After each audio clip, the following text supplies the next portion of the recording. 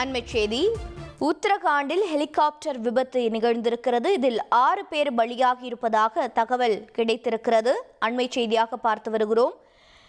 கேதார்நாத் யாத்திரைக்காக பயணிகள் சென்ற ஹெலிகாப்டர் விபத்திற்குள்ளாகி 6 பேர் உடல் கருகி உயிரிழந்ததாக தகவல் கிடைத்திருக்கிறது. மேலும் விவரங்களை செய்தியாளர் ரமேஷ்குமார் வழங்கி கேட்கலாம். ரமேஷ்குமார், வணக்கம். இந்த ஹெலிகாப்டர் விபத்து தொடர்பாக முழுமையான தகவல்களை பதிவு பண்ணுங்க.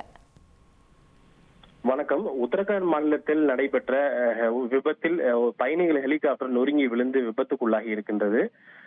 உத்தரகாண்ட் மாநிலத்தில் தற்போது கேதார்நாத் தாம் யாத்திரை நடைபெற்று வருகிறது. இதில் ஏராளமான பயணிகள், பக்தர்கள் பங்கேற்பது வழக்கம்.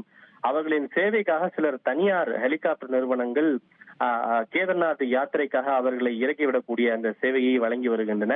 இந்த நிலையில் கேதார்நாத் யாத்திரையை முடித்துக் கொண்டு பயணிகள் ஹெலிகாப்டரில் புறப்பட்ட அந்த விமானமானது குப்துகாஷை நோக்கி சென்று கொண்டிருந்த போது திடீரென கௌரிகுண்டு என்னும் வனப்பகுதியில் இன்று காலை மாயமானதாக தகவல் கிடைத்தது. அதனைத் தொடர்ந்து அந்த மாயமான ஹெலிகாப்டரை தேடும் பணி தீவிரமாக நடைபெற்ற நிலையில்தான் சற்று முன்னதாக கிடைத்த தகவல் என்னவென்றால் அது வனப்பகுதியில் நொறுங்கி விழுந்து விபத்துக்குள்ளாகி இருக்கிறது என்கிற சோக செய்தி கிடைத்திருக்கின்றது.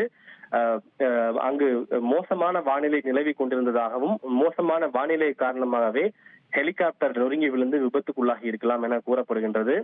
ஆரியன் ஏவியேஷன் என்ற தனியார் நிறுவனத்திற்கு சொந்தமான இந்த ஹெலிகாப்டர் தான் விழுந்து கௌரிகுண்டு வனப்பகுதியிலே விபத்துக்குள்ளாகி இருக்கிறது. இந்த ஹெலிகாப்டரில் ஒரு பயணி உட்பட மொத்தம் ஒரு விமானி உட்பட மொத்தம் 6 பேர் பயணம் செய்திருக்கின்றனர். இதில் ஒரு குழந்தையும் அடக்கம். இந்த ஹெலிகாப்டர் விபத்தில் அதில் பயணம் செய்த 6 பேரும் உடல் கருகி உயிரிழந்திருப்பதாக தகவல் கிடைத்திருக்கின்றது. இருப்பினும் உடல்களை மீட்பதற்கும் மீட்பு மற்றும் நிவாரண பணிகளை மேற்கொள்ளவும் தேசிய பேரிடர் மீட்பு படை மற்றும் மாநில பேரிடர் மீட்பு படை ஆகியோர் சம்பந்தப்பட்ட இடத்திற்கு விரைந்துள்ளனர். தகவல்களை வழங்கியதற்கு நன்றி ரமேஷ்குமார். உங்கள் தந்திவன் தொலைக்காட்சியில் வான் வருவான் புதன்தோறும் இரவு 8 மணிக்கு காண தவறாதீர்கள்.